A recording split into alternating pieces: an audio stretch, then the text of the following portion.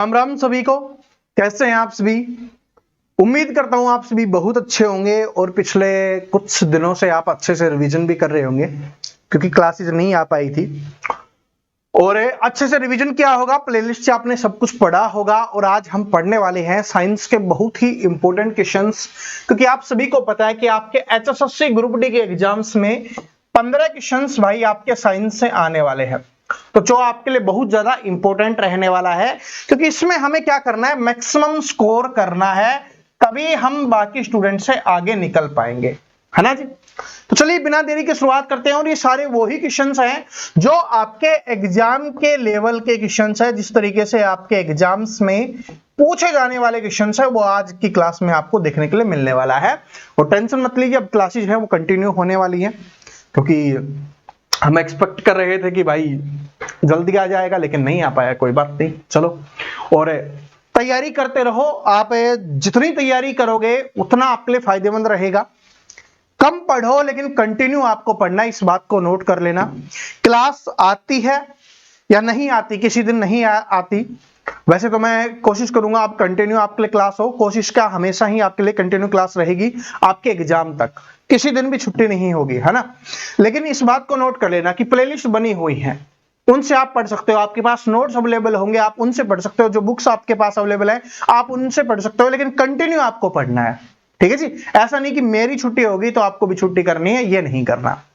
चलिए अब शुरुआत करते हैं। पहले क्वेश्चन आपके सामने आ चुका है, और अगर जिस स्टूडेंट ने आज वाले 30 क्वेश्चंस में से 25 प्लस क्वेश्चंस को सही कर दिया, 25 प्लस क्वेश्चंस को सही कर दिया, इसका मतलब वो अच्छी तैयारी कर रहा है। और जिसके 25 से कम क्वेश्चन सही होते हैं, मतलब कि आपको बहुत ज्यादा तैयारी अभी करने की आवश्यकता है, ठीक है जी। अगर आपको अच्छा स्कोर करना है और अच्छा सिलेक्शन लेना है आपके एग्जाम में, अच्छा स्कोर करके, तो आपको करना पड़ेगा कम से कम 25 आज वाले में होना चाहिए। कंटिन्यू गिनते हुए चलना है। और सही कमेंट में ये नहीं बताना कितने सही हुए, कमेंट में ये बताना है आपको कितने आपके गलत हुए हैं, ठीक है। चलो, कि कौन सा एंजाइम डीएनए टेम्पलेट से आरएनए के संश्लेषण के लिए जिम्मेवार होता है, ये अपने को बताना है। इनमें से कौन सा एंजाइम होता है जो टेम्पलेट से आरएनए के संश्लेषण के लिए जिम्मेवार होता है, बताइए कौन सा हो जाएगा। तो इसका करेक्ट आंसर हो जाएगा, जिसने ऑप्शन नंबर बी किया है, करेक्ट है, आरएनए पॉलीमरेज हो जाएगा इसका करेक्ट आंसर। याद भी कर सकते हो कि डीएनए टेम्पलेट से आरएनए में जा रहा है तो आरएनए पॉलीमरेज हो जाएगा, ठीक है जी। ये इंपॉर्टेंट क्वेश्चन है, जिसने आंसर कर दिया अच्छी बात है, नहीं किया तो अब याद कर लेना, एग्जाम्स के लिए इंपॉर्टेंट क्वेश्चन है। दूसरे क्वेश्चन के ऊपर चलते हैं कि अर्धसूत्री विभाजन के किस चरण में क्रॉसिंग ओवर होता है। इंपॉर्टेंट क्वेश्चन है, आपके एचएसएससी ग्रुप डी के लिए बहुत इंपॉर्टेंट है, क्योंकि भाई एचएसएससी जैसे क्वेश्चंस पूछता है वैसे ही मैं आज आपके लिए क्वेश्चंस यहां पर लेके आया हूं। कीजिए कि अर्धसूत्री विभाजन के किस चरण में क्रॉसिंग ओवर होता है। तो कौन सा चरण है जिसमें भाई क्रॉसिंग ओवर होता है, तो बताइए क्या हो जाएगा। तो प्रोफेज फर्स्ट है, उसमें होता है आपका, प्रोफेज फर्स्ट में होता है। तो option number A correct answer जिसने किया है, बिल्कुल करेक्ट आंसर किया है। आगे बढ़ते हैं, अगले क्वेश्चन के ऊपर चलते हैं। मस्तिष्क का कौन सा भाग मुद्रा और संतुलन बनाए रखने के लिए जिम्मेवार होता है। कोशिश कीजिए, क्योंकि बहुत इंपॉर्टेंट, और आप इसको बोल सकते हो कि भाई मोस्ट रिपीटेड क्वेश्चन है ये। क्या भाई मोस्ट रिपीटेड क्वेश्चन है, तो आंसर करने की कोशिश कीजिए कि मस्तिष्क का कौन सा भाग मुद्रा और संतुलन बनाए रखने के लिए जिम्मेवार होता है। मस्तिष्क का कौन सा भाग, ठीक है। जो ऊपर दो ऑप्शंस दिए हुए हैं उन्हीं में आपको कंफ्यूजन हो रहा होगा, लेकिन कोशिश कीजिए। सेरेबेलम और सेरेब्रम में आप सोचिए पहले क्या होता है, ठीक है जी। जो आपका सेरेब्रम होता है वो मस्तिष्क का सबसे बड़ा भाग होता है, और जो सेरेबेलम होता है ये मस्तिष्क का छोटा भाग होता है। आप कोशिश कीजिए आंसर करने की, क्योंकि मैंने आपको बता दिया, क्योंकि एग्जाम्स में पूछता है कि सबसे बड़ा भाग कौन सा होता है, तो सेरेब्रम, छोटा पूछेगा तो सेरेबेलम हो जाएगा। अब बताइए, ठीक है जी। तो जो सेरेबेलम होता है ये हमारी याददाश्त के लिए, हम कौन सी भाषाएं बोलते हैं उनके ऊपर विचार करता है, उनमें सोचने समझने की हमें क्षमता देता है। लेकिन जो आपका सेरेबेलम होता है, जो सेरेबेलम होता है वो हमें संतुलन बनाए रखने में मदद करता है। ठीक है जी, तो क्या हो जाएगा इसका, सेरेबेलम हो जाएगा।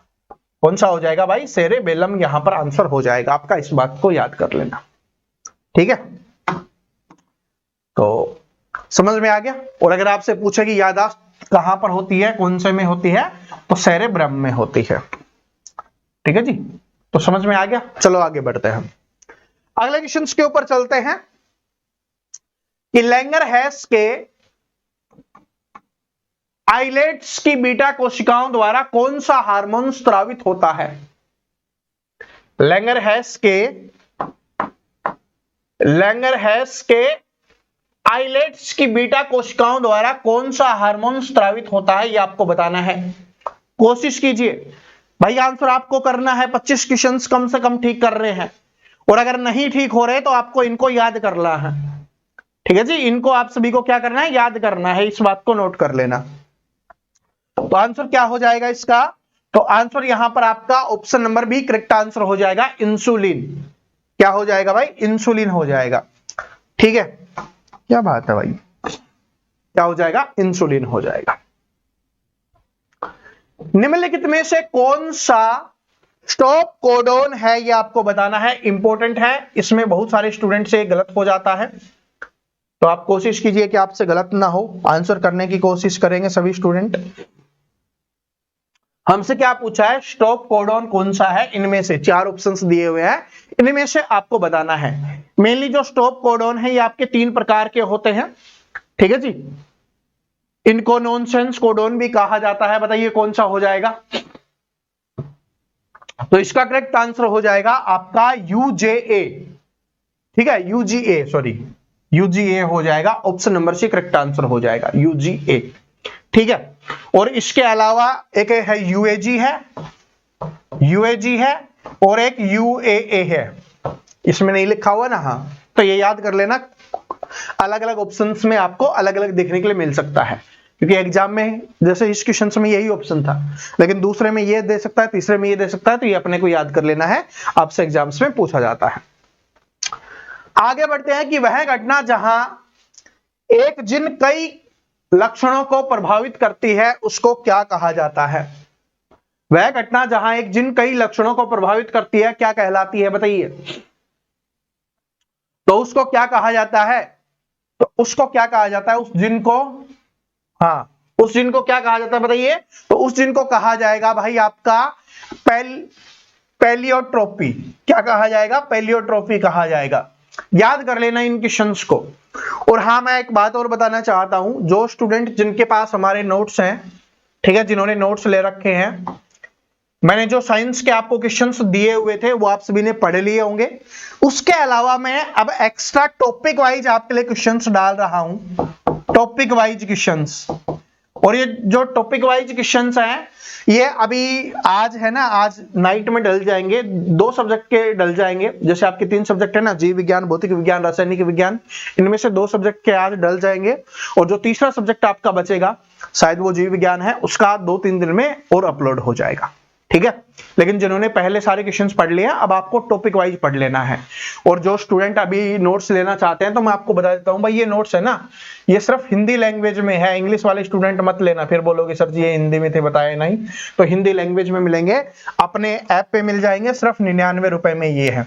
और इसमें साइंस नहीं, साइंस के अलावा आपको इंडिया जीके भी मिलती है, जिसमें history, polity, geography, economics, static GK हो गया। और जो हरियाणा पुलिस का एग्जाम देने वाले हैं उनके लिए वहां पर कंप्यूटर भी अवेलेबल है। ठीक है, और साइंस के क्वेश्चंस भी हैं। ये सारे के सारे एक साथ ही हैं, और सभी का प्राइस सिर्फ 99 रुपए है। ठीक है, अपने ऐप पे हैं, और ऐप का लिंक आपको डिस्क्रिप्शन में मिल जाएगा। तो अब इस क्वेश्चन का आंसर कीजिए।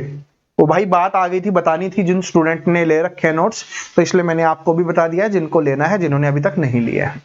ठीक है, चलो। पौधे में फोटो पीरियडिक प्रतिक्रिया के लिए कौन सा वर्णक जिम्मेवार होता है, ये आपको बताना है। बताइए कौन सा वर्णक, कितनी बार ये क्वेश्चंस मैंने करवाया है। ठीक है, बताइए कितनी बार मैंने आपको करवाया है। पौधों के बारे में आपको पढ़ाया, तब मैंने आपको कई बार करवाया है। फोटो पीरियडिक रिस्पॉन्स आपको बताना है, बताइए। किसके कारण होता है, कौन जिम्मेवार होता है, कौन सा वर्णक किसके लिए जिम्मेवार होता है। तो इसका यहां पर करेक्ट आंसर हो जाएगा, क्या हो जाएगा आपका फाइटोक्रोन। क्या हो जाएगा भाई आपका फाइटोक्रोन हो जाएगा। ठीक है, वह प्रक्रिया जिसके द्वारा डीएनए से आरएनए संश्लेषित होता है उसको क्या कहा जाता है। जो हमने पहला क्वेश्चन पढ़ा था ना, उसी में उस प्रक्रिया के बारे में पूछा है। ठीक है, उसमें तो हमसे अलग क्वेश्चन पूछा था, लेकिन इसमें हमसे वही पूछा है कि जो प्रक्रिया होती है, वो प्रक्रिया जो होती है उसको क्या कहा जाता है, ये अपने को बताना है। तो बताइए उस प्रक्रिया को क्या कहा जाएगा। तो उस प्रक्रिया को कहा जाता है भाई ट्रांसक्रिप्शन, उसको कहा जाता है। क्या कहा जाता है, ट्रांसक्रिप्शन उस प्रक्रिया को कहा जाता है। क्या कहा जाता है, ट्रांसक्रिप्शन उस प्रक्रिया को कहा जाता है। अगला क्वेश्चन देखिए, कौन सा पादप हार्मोन कोशिका विभाजन को बढ़ावा देता है और उत्तक संवर्धन में प्रयोग किया जाता है। इंपॉर्टेंट क्वेश्चन है, इंपॉर्टेंट क्वेश्चन है, सभी आंसर करेंगे उसका, सभी स्टूडेंट इसका आंसर करेंगे। कौन सा पादप हार्मोन कोशिका विभाजन को बढ़ावा देता है और उत्तक संवर्धन में प्रयोग किया जाता है। ठीक है, बताइए भाई।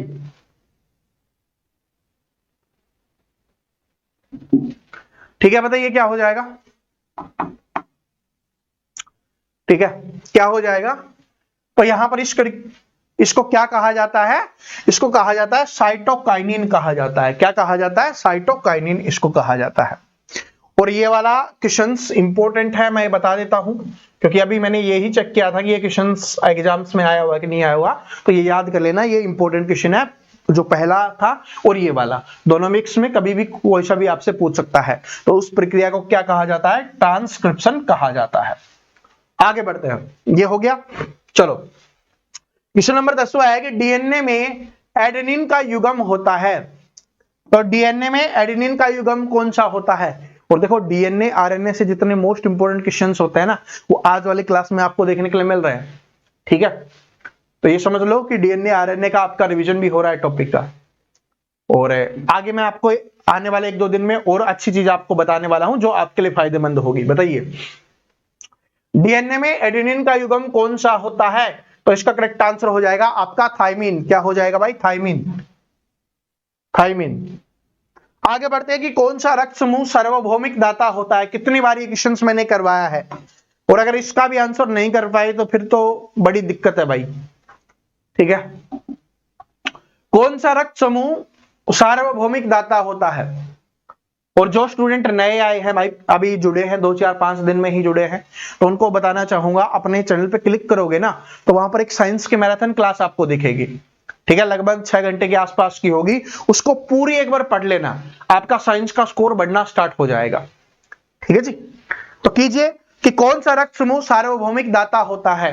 तो दाता कौन सा होता है भाई, ओ हो जाएगा। ओ है वो सार्वभौमिक दाता होता है। और ओ में भी कौन सा होता है, ओ नेगेटिव होता है। अगर नेगेटिव पॉजिटिव भी आपसे पूछे तो ये याद रख लेना।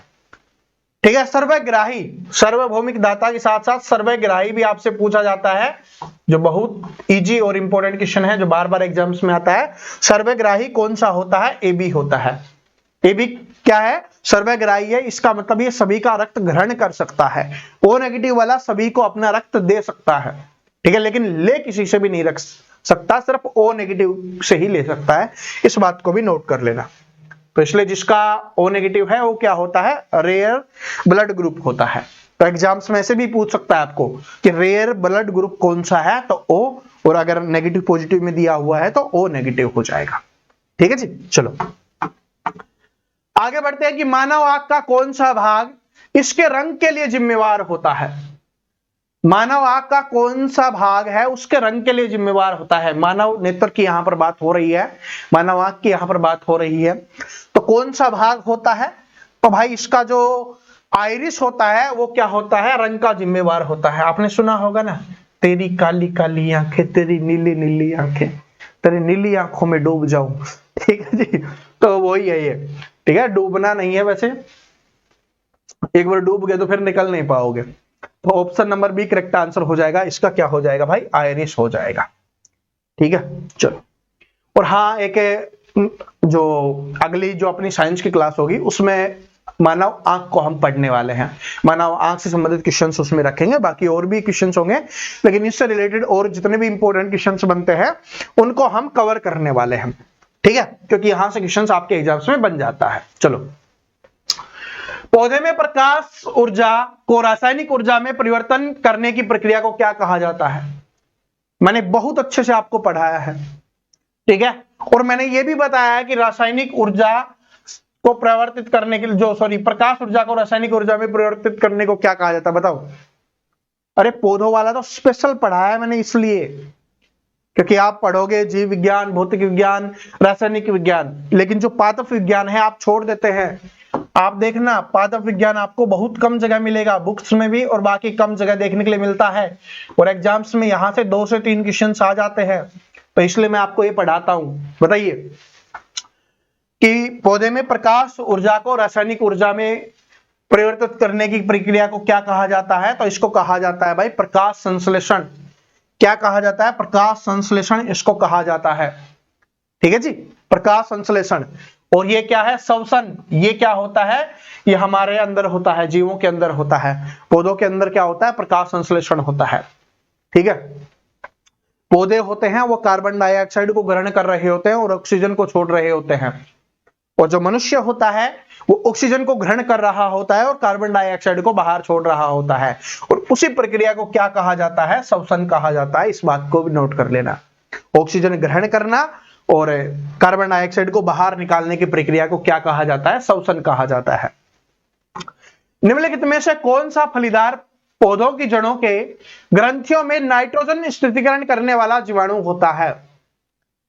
तो सबसे पहले और इंपॉर्टेंट क्वेश्चन तो आपके लिए यही बन जाता है कि जैसे मैंने भी आपको कई बार बताया है कि जो दलहन या फलीदार जो फसलें होती हैं वो क्या होती हैं, आपके अंदर जो जमीन के अंदर है ना, नाइट्रोजन की मात्रा को बढ़ाती हैं, ठीक है जी।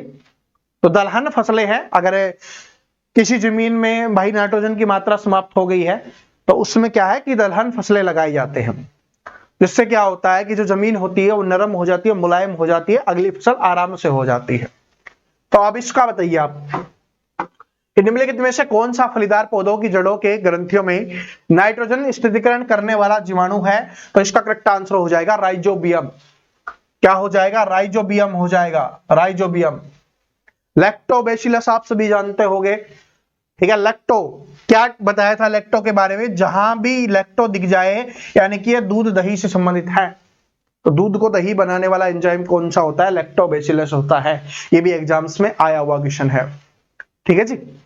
तो ये वाला इंपॉर्टेंट है, जो क्वेश्चन सामने लिखा हुआ है वो ज्यादा इंपॉर्टेंट है, ये तो पता नहीं कितनी बार आप कर चुके हो, ठीक है। तो फलीदार पौधों की जड़ों की ग्रंथियों में जो नाइट्रोजन स्थिरीकरण करता है ना, वो कौन सा होता है? उसको क्या कहा जाता है? राइजोबियम उसको कहा जाता है। कौन सा एंजाइम अमाशय में प्रोटीन को पचाता है? अगर साइंस वाली क्लास देखी होगी या साइंस वाली प्लेलिस्ट भी अगर आपने देखी होगी अपनी, तो उसमें जो पहला है ना, जो टॉपिक मैंने सबसे पहले पढ़ाया था आपको, पाचन ही पढ़ाया था। अब बताइए कि कौन सा एंजाइम प्रोटीन को पचाता है? प्रोटीन हमारे शरीर में क्या काम करता है? मसल्स को बनाने का काम करता है, ठीक है जी।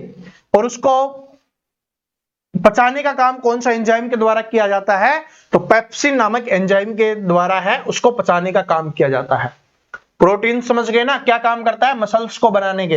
ये जो डोलोसले है ना, अच्छा नहीं है, चलो कम ही है, कोई बात नहीं, अब प्रोटीन लेंगे हम भी, ठीक है भाई। अपना दाल बाटी चूरमा, ठीक है, थोड़ा कम करना पड़ेगा, बाटी तो नहीं खाते हैं। कभी राजस्थान जाते हैं या प्रोग्राम होता है तभी होता है, हाँ राजस्थान में भाई ससुराल है, ठीक है। दाल बाटी चूरमा वैसे ही आ गया नाम। चलो, तो प्रोटीन प्रोटीन के बारे में पता चल गया। और जो प्रोटीन है ये किस में पाया जाता है? जैसे आपका दूध हो गया, अपना पनीर हो गया, सोयाबीन हो गया, और जो सोयाबीन वाली जो मंगोड़ियां होती है ना उनमें कम होता है। जो सोयाबीन की दाल होती है ना, अगर सोयाबीन खा रहे हो तो दाल खाओ, ठीक है, वो काफी ज्यादा हेल्दी होते हैं। तो भिगो के, जैसे अगर रेस वगैरह करते हो, हरियाणा पुलिस की तैयारी भी कर रहे होगे, तो सोयाबीन की दाल आती है, उसको भिगोना है, ठीक है। वो सबसे नहीं खाई जाती भाई, जैसे अपना घी है ना, देसी घी सभी से नहीं खाया जाता ना, सभी को हजम नहीं होता, वैसे ही सोयाबीन की दाल होती है, बड़ी अच्छी, मतलब बड़ी चिकनी होती है, समझ सकते हो।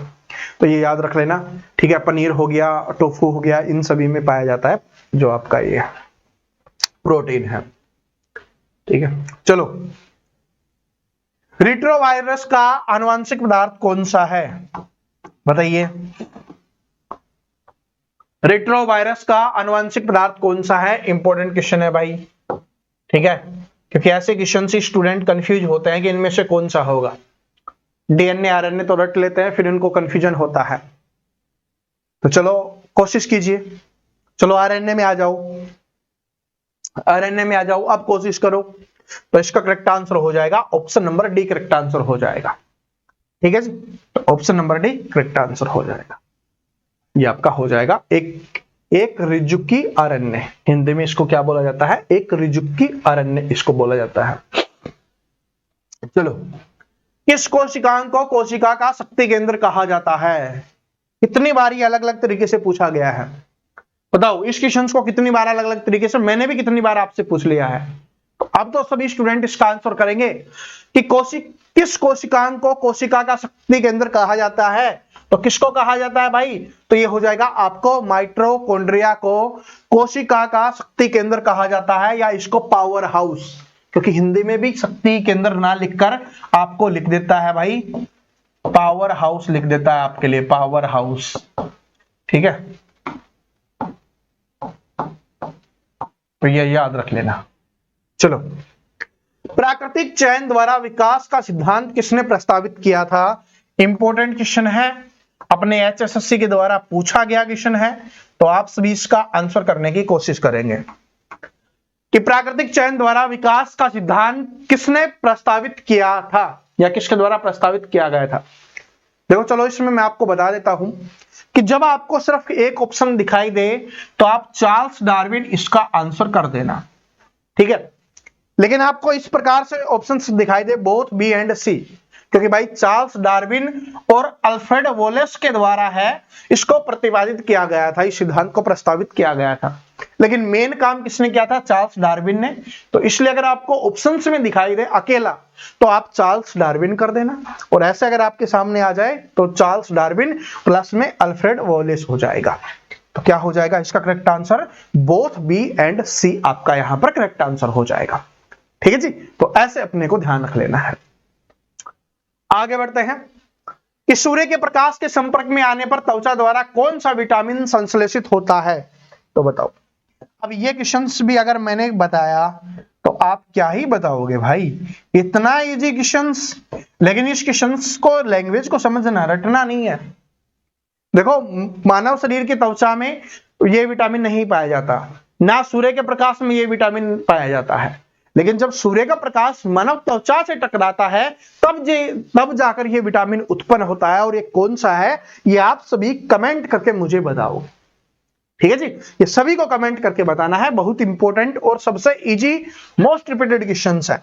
और हमने भी इसको मोस्ट रिपीटेड बना रखा है, पता नहीं कितनी बारी ही करवा दिया है। चलो, मृदा में अमोनिया और नाइट्रेट्स या नाइट्रेट में परिवर्तित करने की प्रक्रिया को क्या कहा जाता है, यानी कि मृदा में जो अमोनिया होती है उसको नाइट्राइट या नाइट्रेट में परिवर्तन करने की प्रक्रिया को क्या कहा जाता है, ये आपको बताना है।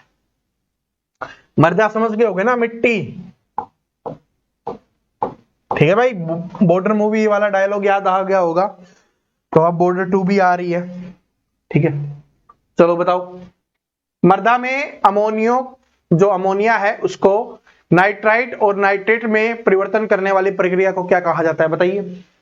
अरे क्वेश्चंस को समझो थोड़ा सा, आंसर अपने आप आ जाएगा। क्वेश्चंस में ही आंसर लिखा हुआ है, क्वेश्चंस में ही आपका आंसर लिखा हुआ है।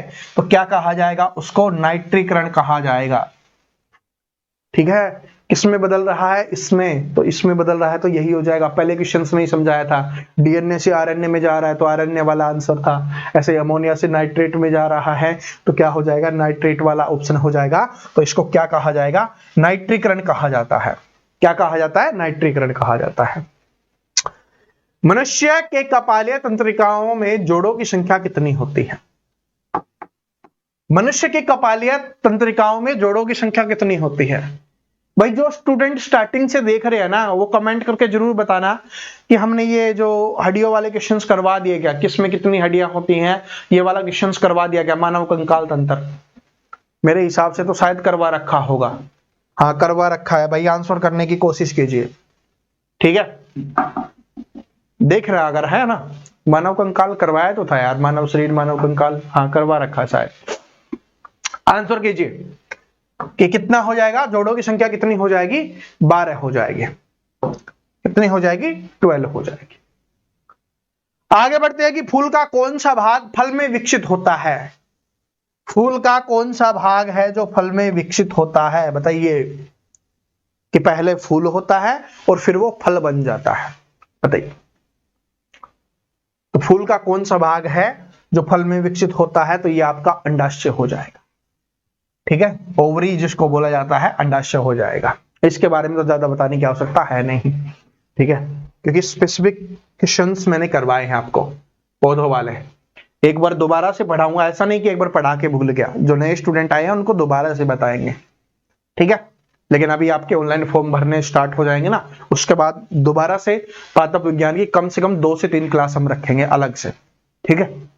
चलो, नींद जागने के चक्कर को नियंत्रित करने वाला हार्मोन क्या कौन सा होता है।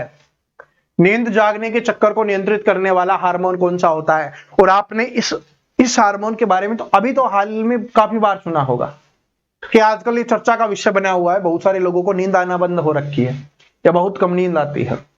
तो बताओ कौन सा हार्मोन होता है। तो कौन सा हार्मोन हो जाएगा, तो इसका करेक्ट आंसर हो जाएगा आपका मेलाटोनिन हार्मोन हो जाएगा। ऑप्शन नंबर ए ही करेक्ट आंसर हो जाएगा, मेलाटोनिन हार्मोन, ठीक है जी। Melatonin hormone. एंड्रेनिल हार्मोन के बारे में आप सभी को कमेंट करके बताना है, ठीक है, क्योंकि ये हार्मोन भी काफी इंपॉर्टेंट होता है और बहुत बार एग्जाम्स में भी आया है और मैंने इसके बारे में आपको बता रखा है। तो आप सभी कमेंट करके बताओगे क्योंकि ये इंपॉर्टेंट है एग्जाम्स के लिए। जिनको नहीं पता कोई बात नहीं, अगली क्लास में मिल जाएगा आपको इसका आंसर, ठीक है।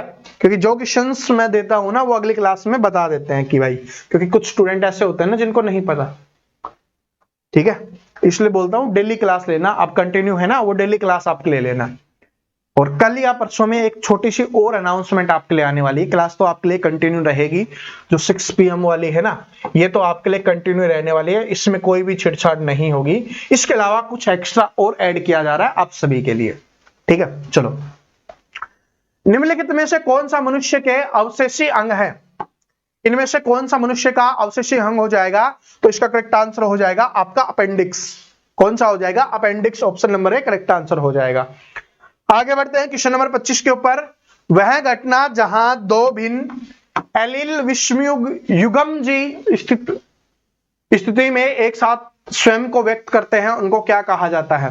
वह घटना जहां 2 विभिन्न, ठीक है, भिन्न का मतलब होता है अलग अलग प्रकार के, विभिन्न या भिन्न आप बोल सकते हो, तो इसका मतलब होता है अलग अलग प्रकार के।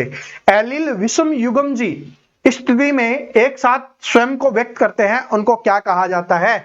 तो उनको क्या कहा जाएगा, उनको कहा जाएगा भाई सहप्रभाविता। क्या कहा जाएगा, सहप्रभाविता कहा जाएगा उसको। सह का मतलब होता है साथ, और इसका मतलब भी क्या हो रहा है, साथ ही हो रहा है, ठीक है जी। तो क्या कहा जाएगा, सहप्रभाविता। मैं इसलिए बोलता हूं अर्थ को समझो। आपके हिंदी में भी जब भी हिंदी के क्वेश्चन ऐसे आएंगे कि अगर आपको उनका अर्थ पता है, आराम से कर लोगे, ठीक है। और हिंदी के क्वेश्चंस भी ऐड करना मैं स्टार्ट कर चुका हूं, आपने देखा होगा। कल भी है वो हिंदी की क्लास आई थी जिसमें इंपॉर्टेंट क्वेश्चंस करवाए गए थे। प्रकाश संश्लेषण की प्रक्रिया के दौरान कौन सी गैस मुक्त होती है। प्रकाश संश्लेषण के दौरान आपसे पूछा है, तो प्रकाश संश्लेषण के दौरान कौन सी गैस मुक्त होती है, तो ऑक्सीजन गैस मुक्त हो जाएगी। लेकिन श्वसन के दौरान कौन सी गैस मुक्त होती है, कार्बन डाइऑक्साइड होती है। मैंने कुछ देर पहले ही आपको बताया था, ठीक है जी। तो option number B correct answer हो जाएगा। प्रकाश संश्लेषण की प्रक्रिया के दौरान ऑक्सीजन गैस मुक्त होती है। और हमारी जो वातावरण है उसमें सबसे अधिक मात्रा में कौन सी गैस पाई जाती है, तो ये हो जाएगी नाइट्रोजन गैस पाई जाती है, ठीक है जी। और दूसरे नंबर पे कौन सी पाई जाती है, ये आप सभी बताओ कमेंट सेक्शन में। कमेंट सेक्शन भर जाना चाहिए आज, कमेंट से बिल्कुल भर जाना चाहिए कमेंट सेक्शन। तो वृक्क की कार्यात्मक इकाई क्या होती है, जो अपनी किडनी होती है, उसकी कार्यात्मक इकाई को क्या कहा जाता है? तो उसकी जो कार्यात्मक इकाई होती है उसको क्या कहा जाता है? नेफ्रॉन कहा जाता है। क्या कहा जाता है उसको? नेफ्रॉन कहा जाएगा। निम्नलिखित में से कौन सा मनुष्य के पुरुष प्रजनन प्रणाली का हिस्सा नहीं है? इनमें से आपको बताना है कौन सा पुरुष प्रजनन प्रणाली का हिस्सा नहीं है, तो बताओ। ठीक है भाई, इनमें से कौन सा नहीं हो जाएगा? तो कौन सा हो जाएगा? Fallopian tube. तो फैलोपियन ट्यूब है, ये पुरुष से संबंधित नहीं है भाई। बाकी सारे क्या हो जाएंगे? आपके पुरुष से संबंधित हो जाएंगे, तो इनको याद कर लेना। ठीक है जी, आगे बढ़ते हैं। निम्नलिखित में से कौन सा एक ग्रीन हाउस गैस है जो पशुधन फार्मिंग द्वारा उत्पन्न होती है? बताओ कौन सी गैस है जो पशुधन फार्मिंग की वजह से उत्पन्न होती है? Green house gas. तो ये कौन सी हो जाएगी? ये हो जाएगी मीथेन गैस। ठीक है जी, मीथेन गैस। मीथेन समझते हो ना, आपने सुना भी होगा भाई, मीथेन निकाल दी, तो वो ये मीथेन गैस। ठीक है, और जो गोबर से भी उत्पन्न होती है। चलो, वह प्रक्रिया जिसके द्वारा श्वेत रक्त कोशिकाएं रोग जनकों को निगलती हैं, उनको क्या कहा जाता है? अब आपको बताना है, ये बहुत अच्छा क्वेश्चन है, ये मोस्ट इंपोर्टेंट क्वेश्चन है, और इस क्वेश्चन के बाद हम इंपोर्टेंट बात करेंगे, ध्यान से सुनना। वह प्रक्रिया जिसके द्वारा श्वेत रक्त कोशिकाएं रोग जनकों को निगलती हैं, उनको क्या कहा जाता है? वैसे तो आपको पता होगा कि जो श्वेत रक्त कणिकाएं होती हैं या जो कोशिकाएं होती हैं, ये क्या होती है भाई? हमारी रक्षक कोशिकाएं होती हैं। हमारे शरीर की रोगाणुओं से लड़ने की जो क्षमता होती है उन्हीं के पास होती है। उनको भगाने का काम, हमारे शरीर को रोगाणुओं से बचाने का काम है, वो श्वेत रक्त कणिकाओं के द्वारा ही होता है। ठीक है जी, और ये बेचारी रोगाणुओं से लड़ते लड़ते समाप्त होती रहती है, नई बनती रहती है, फिर समाप्त होती रहती है, फिर बनती रहती है। ठीक है, तो ये याद रख लेना। तो इसको क्या कहा जाएगा? भक्षणोदरता। ठीक है, और मैंने क्या बोला? अर्थ समझो। भक्षण, भक्षण का मतलब होता है भक्ष कर जाना, यानी कि उसको खत्म कर देना, खा जाना। ठीक है जी, ठीक है, आपने सुना होगा ना भक्षम, तो वो ही है आपका भक्षणोदरता, उसको बोला जाता है, यानी कि उसको समाप्त करने का काम करती है। जैसे लिखा हुआ है निगलती हैं, निगलने का काम करती है, तो निगलने का मतलब क्या हो जाता है? उसको समाप्त कर देना, खा जाना। ठीक है जी, तो ये याद कर लेना। और हाँ, जो वैसे तो मैंने पहले बता दिया, फिर से बता रहा हूं, जिन स्टूडेंट पे ने ऐप से नोट्स ले रखे हैं, उसमें साइंस वाले सेक्शन में आप जाओगे तो आज नाइट के बाद, यानी कि आप कल सुबह से चेक कर सकते हो, जो नाइट को पढ़ते हैं नाइट को भी चेक कर सकते हो, तो आपको वहां पर नए नोट्स अवेलेबल और होने वाले हैं साइंस में, जिसमें आपका रासायनिक विज्ञान और दूसरा आपका कौन सा है? भौतिक विज्ञान। उनके क्वेश्चंस आपको टॉपिक वाइज और अपडेट में कर रहा हूं, क्योंकि मुझे थोड़ा सा लग रहा था कि यार स्टूडेंट के साथ साइंस में थोड़ी सी कमी रह रही है, कहीं तो कमी रह रही है, तो इसलिए मैंने टॉपिक वाइज और ऐड कर दिए। पहले तो इंपॉर्टेंट क्वेश्चंस थे, अब उसमें टॉपिक वाइज और कर दिया। तो आज आपको इनको मिल जाएगा, और 2-3 दिन के अंदर अंदर आपको जीव विज्ञान के भी मिल जाएंगे। ठीक है जी, तो समझ में आ गया। फिर आपका जो पादप विज्ञान वाला बचेगा उसको भी मैं ऐड करवा दूंगा, उनको जरूर और पढ़ लेना। और जिनके पास नोट्स नहीं है, अपने ऐप से ले सकते हो। ऐप का लिंक है वो आपको डिस्क्रिप्शन में मिल जाएगा, या आप प्रवीण कटारिया क्लासेज भी सर्च कर सकते हो। लेकिन इस बात को नोट कर लेना कि वो सिर्फ हिंदी भाषा में अवेलेबल मिलने वाले हैं। ठीक है जी, साइंस के साथ साथ वहां पर कंप्यूटर और India GK, history, polity, geography, economics सब कुछ इसी में मिलने वाला है, सिर्फ 99 रुपीज में। कहां गया? यहां पर लिख देता हूं मैं, सिर्फ 99 रुपए में ही। ठीक है जी, चलो फिर मिलते हैं। और जो नए स्टूडेंट है, चैनल को सब्सक्राइब करके बेल आइकन को प्रेस कर लेना। क्या स्कोर रहा, कितने आपके क्वेश्चंस गलत हुए, ये कमेंट करके जरूर बताना। जय हिंद, जय हरियाणा, जय हरियाणवी।